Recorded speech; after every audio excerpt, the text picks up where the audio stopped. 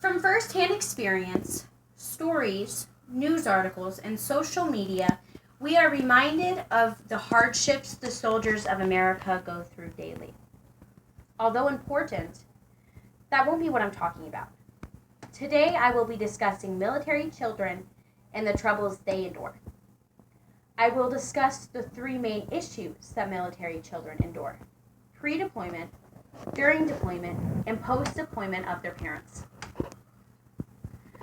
The first phase of deployment is pre-deployment. In this stage, the child will feel a lot of anxiety, fear of loss, and sometimes denial. Demographics 2007 profile of the military community found that 43% of active duty service members do have children. And now these children are going to be specifically affected if it's their parents' first deployment. They have no idea what to expect, and they have no clue what's going to happen next. As for the children who have experienced the deployment, they may feel like they aren't going to have enough time with their parent. They know that it's coming, and they know that the time will pass too quickly. And they use so much of their energy anticipating the departure that they're actually going to miss out on that real quality time. The security and the safety of the family may feel shattered, and it will leave everyone shook. During deployment is just as challenging, but in a different way. APA Task Force stated that very young children may exhibit separation anxiety, temper tantrums, and changes in eating habits. School-age children may experience a decline in academic performance, have some mood swings, and have some physical complaints. Adolescents may become very angry and act out, or withdraw and show some signs of apathy. It is very scary for a child who has a deployed parent.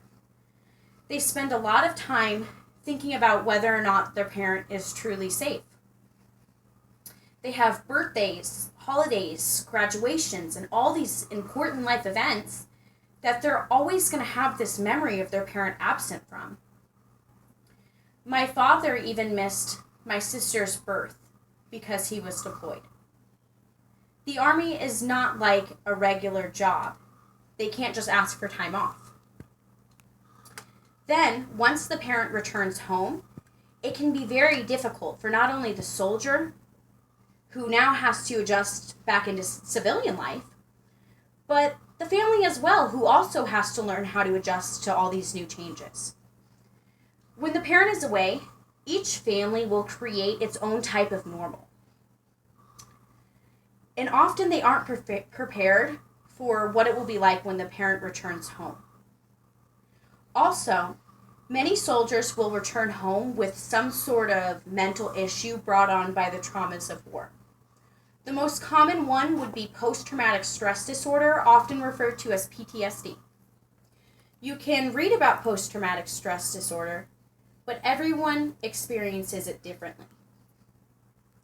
And you don't know what it will really be like until you're thrown into the middle of it. In a sample referred for mental health evaluation from the Journal of Family Psychiatry, stated that 75% of veterans who had partners reported at least one adjustment issue. Another article in the Journal of Clinical Psychology, published back in 2009, states that among veterans with children, those with more severe post-traumatic stress disorder or depression were more likely to report that their children were afraid of them and actually lacked warmth towards them once they returned home. Now, especially at a young age, post-traumatic stress disorder brought on from the traumas of war can be very hard for a child to understand. Sometimes the parent will return, but their minds will stay at war. Now, we've all seen pictures of how challenging a deployment is for a soldier, but now I hope I've given you some insight on what it's really like for the family. Being raised in a military family, I can validate all of my research from my own personal experiences.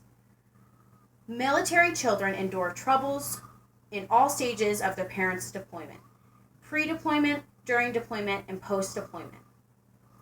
There are many organizations that can help a family transition through these stages of deployment, and I would encourage anyone who is struggling with these issues to reach out to some of those organizations. A popular one is the Family Readiness Group, and this organization will actually bring together the families of the soldiers who are assigned together to create a sense of family community.